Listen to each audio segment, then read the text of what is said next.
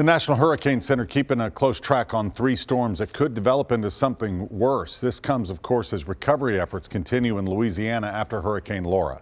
News Channel 5's Matthew Torres was on the ground when the hurricane hit and shows us how deploying resources across state line works. We've been hearing from all of the emergency personnel throughout this evening. It was one of the strongest hurricanes to hit the U.S. News Channel 5 was in Louisiana as Hurricane Laura made landfall on Thursday with sustained winds of 150 miles per hour. Go off with it. So just to stay out, and there goes another power outage. The Category 4 storm pummeled through coastal parishes, taking down countless power lines and trees and damaging businesses, homes, and churches.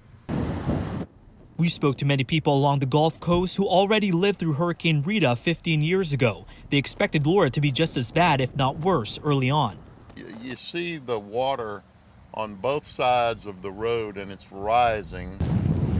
But many here also expected more help would be needed. A task force made up of different agencies in Middle Tennessee was already on standby. A request was made for a task force that could support rescue operations within the state of Louisiana. But deploying resources to hard-hit areas is more of a process than you think. It requires communication across the board.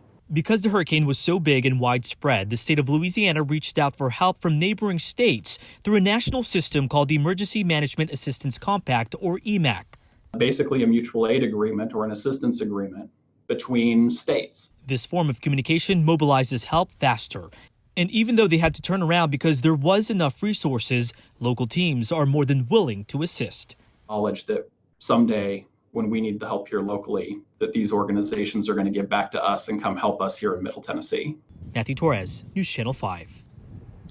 Thanks, Matthew. Teams out of state that respond to help, they don't get paid through their local departments. The state that requests assistance is responsible for paying their hours.